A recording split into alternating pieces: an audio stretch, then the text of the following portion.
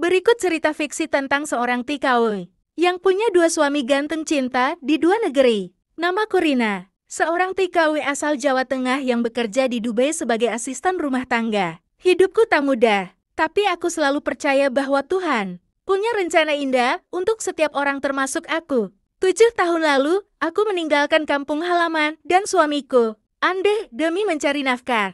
Andi adalah pria sederhana yang setia menungguku pulang. Kami menikah muda dan saat itu, kami hanya bisa menggantungkan harapan pada uang kiriman dari luar negeri. Di Dubai, aku bekerja keras. Namun siapa sangka di negeri padang pasir itu, aku bertemu pria bernama Khalid. Seorang teknisi keturunan Lebanon yang bekerja di gedung yang sama. Khalid berbeda dari pria-pria lain. Ia sopan, cerdas dan punya senyum yang bisa membuat hati siapapun meleleh. Awalnya aku menolak perasaanku. Aku masih istri Andi. Tapi tahun demi tahun berlalu.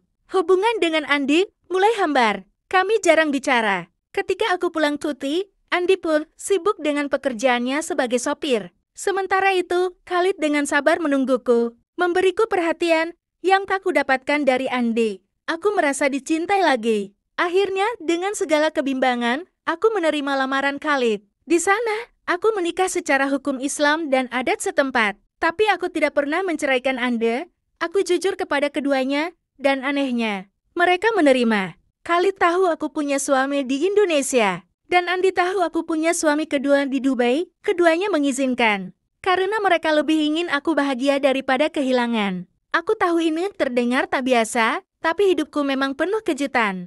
Kini, aku bolak-balik antara dua dunia. Di Indonesia, aku adalah istri Andi, ibu rumah tangga yang sederhana. Di Dubai, aku adalah istri Khalid, wanita yang dihargai dan dicintai sepenuh hati. Banyak yang menghakimi, tapi aku tak peduli. Karena dalam hidupku, cinta datang dalam dua wajah yang sama tampannya, dan keduanya tulus mencintaiku.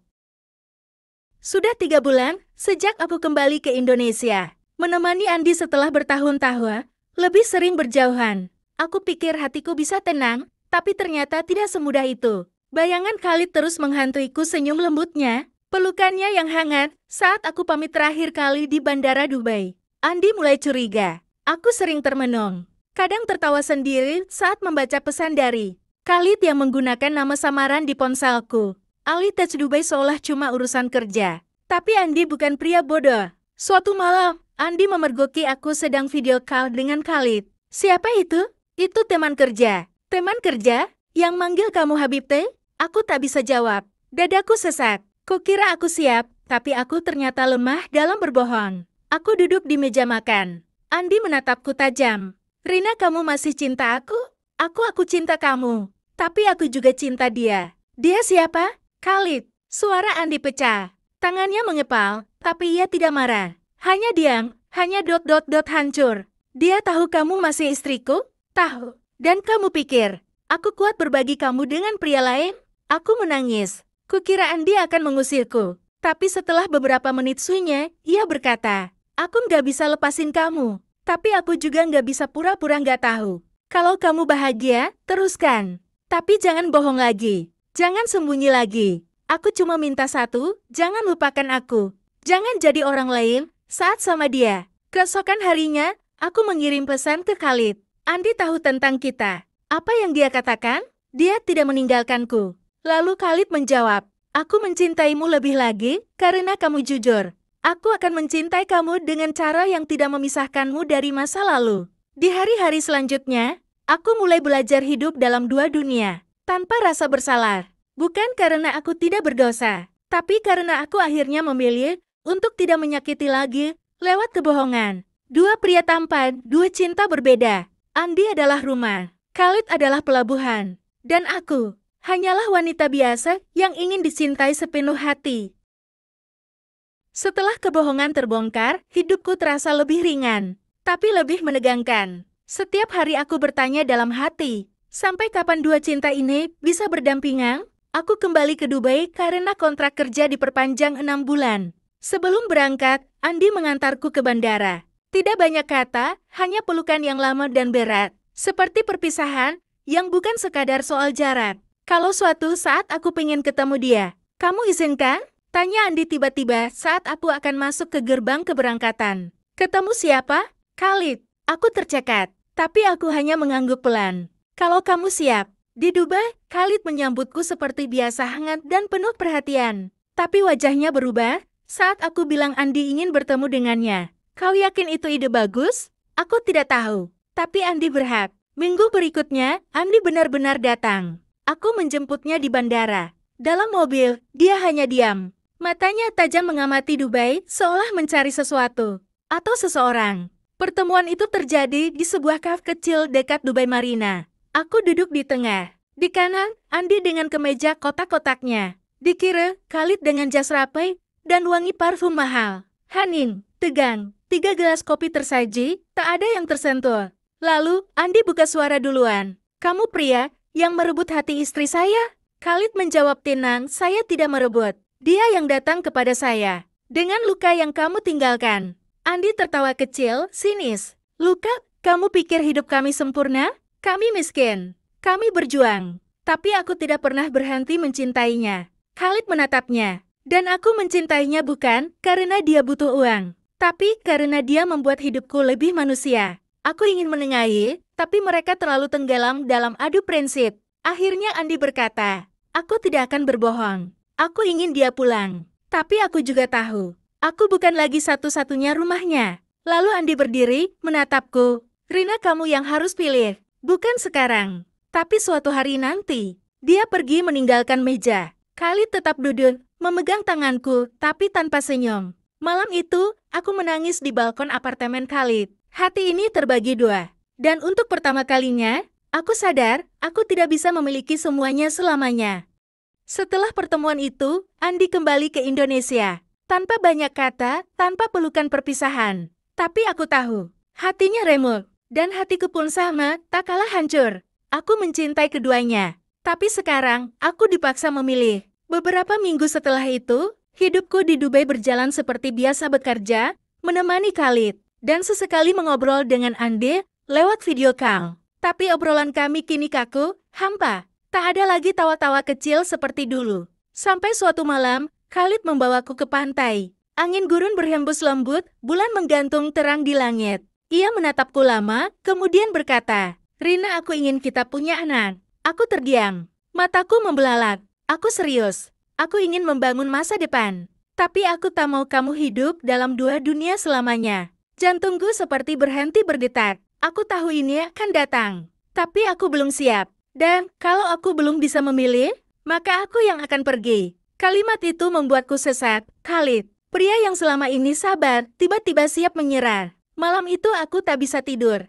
Ingatanku kembali pada Andi, pria sederhana yang mencintaiku. Sejak aku belum menjadi siapa-siapa. Tapi juga Khalid yang membuatku merasa istimewa. Dicintai sebagai perempuan, bukan hanya istri dan pengirim uang. Aku menangis. Tak bisa membohongi diriku lagi. Aku tidak bisa terus hidup begini. Ini tidak adil untuk mereka. Dan tidak adil untuk diriku sendiri. 2 hari kemudian, aku duduk bersama Khalid. Di meja makan yang biasanya penuh tawa, kini hanya ada keheningan. Aku sudah memutuskan, kataku lirih. Dian tanda tanya. Aku pulang. Aku memilih Andi. Khalid menunduk. Bibirnya gemetar, tapi ia tidak menangis. Aku mengerti, tapi, bolehkah aku egois sebentar? Apa maksudmu? Biarkan aku mengantarmu ke bandara. Untuk terakhir kalinya, hari keberangkatan tiba. Di dalam mobil menuju bandara, tak ada kata-kata. Hanya genggaman tangan yang perlahan dilepas saat pintu keberangkatan terbuka. Kalau takdir mempertemukan kita lagi, aku akan tetap di sini, menunggumu. Terima kasih untuk cinta yang tak pernah memaksa. Aku memeluknya. Dan saat itu juga, aku tahu, aku telah kehilangan satu cinta demi menyelamatkan cinta yang lain. Di pesawat menuju Indonesia, air mataku mengalir. Tapi kali ini bukan karena luka, melainkan karena kelegaan. Aku pulang. Kepada Andi, kepada janji yang pernah kami ikrarkan dalam suka dan duka. Bandara Soekarno-Hatta sore itu penuh sesak, tapi bagiku, dunia terasa sunyi. Aku berjalan dengan koper besar dan hati yang jauh lebih berat.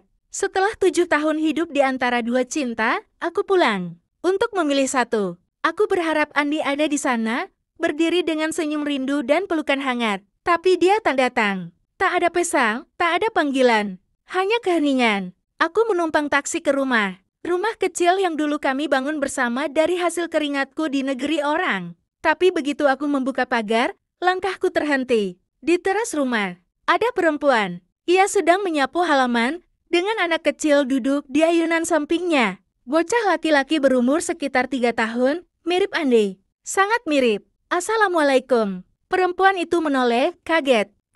Waalaikumsalam, Mbak Rina. Hatiku bergetar. Kamu siapa? Saya Winda, tetangga. Dulu kerja bareng Mas Andi di perusahaan ekspedisi. Mas Andi mana? Oh, dia lagi ke pasar sama istrinya. Istrinya? Dunia seakan berhenti berputar. Aku tidak salah dengar. Kata itu menusuk jantungku lebih dari apapun. Setengah jam kemudian, Andi datang. Dengan seorang perempuan berkerudung sederhana dan senyum penuh cinta. Di belakang mereka, anak kecil itu berlari memeluk kaki Andi. Rina, kamu nikah lagi? Aku gak tahu kamu bakal pulang. Kamu lama banget. Kamu bilang cinta, tapi kamu pergi dan jatuh cinta sama orang lain. Air mataku jatuh. Aku pulang karena aku milih kamu, Andi. Tapi aku sudah kehilangan kamu bertahun-tahun lalu. Perempuan di samping Andi menunduk, tak berani bicara. Aku nggak marah, Rina. Aku nggak benci kamu. Tapi aku juga capek sendiri. Aku butuh seseorang di sini. Bukan cuma kenangan lewat HP. Aku terdiam. Hatiku hancur berkeping-keping. Aku pulang. Tapi rumahku sudah dihuni orang lain. Malam itu aku tidur di rumah kosong milik almarhum ibuku, tak jauh dari sana. Aku menangis sejadi-jadinya. Bukan karena marah, tapi karena akhirnya aku sadar. Kadang cinta bukan tentang memilih, tapi tentang menerima bahwa kita sudah terlambat. Seminggu sudah aku tinggal di rumah peninggalan ibu. Sunyi, berdebu, dan dingin. Tapi anehnya, disitulah aku merasa lebih jujur terhadap diriku sendiri. Tak ada Khalid, tak ada Andi, hanya aku dan luka yang belum sempat sembuh. Setiap pagi aku berjalan kaki ke warung depan gang, sekadar menyeruput kopi dan menyapa warga sekitar. Beberapa masih mengenaliku, sebagian melihatku seperti hantu masa lalu. Maklum, aku TKW yang dulu sering dipuji karena berhasil di luar negeri. Sekarang pulang tanpa suami, tanpa rumah, tanpa arah. Suatu siang, Winda istri baru Andi datang mengunjungiku. Mbak Rina, saya tahu ini pasti berat. Kamu nggak salah, Win. Aku yang terlalu lama pergi. Mas Andi, masih sering mimpin Mbak loh. Tapi hidup terus jalan, Mbak. Aku tahu. Winda lalu memberiku sebuah surat dari Andi. Rina, terima kasih karena pernah mencintaiku sedalam itu. Dan maaf karena akhirnya aku mencintai orang lain. Aku pikir aku bisa menunggumu selamanya. Tapi kenyataannya, aku manusia biasa. Aku juga lelah merasa sendiri. Kamu kuat, kamu istimewa. Dan kamu layak untuk dicintai dengan utuh, tanpa berbagi. Tapi mungkin cinta kita cuma ditakdirkan untuk jadi pelajaran, bukan tujuan akhir. Andi, malam itu, aku menatap langit. Lama sekali. Lalu tanpa pikir panjang, aku membuka ponselku dan menekan nama yang selama ini kuabaikan. Khalid. Nada sambung berdering lama, lalu tersambung. Rina, maaf kalau aku ganggu. Tidak, kamu tidak pernah ganggu. Aku masih di sini, menunggumu. Aku sudah tidak punya apa-apa di sini. Kamu masih punya aku. Kalau kamu mau, aku terdiam. Lalu tersenyum. Tunggu aku di bandara. Untuk terakhir kalinya. Beberapa minggu kemudian, aku kembali menginjak tanah Dubai. Tapi kali ini bukan sebagai pelarian.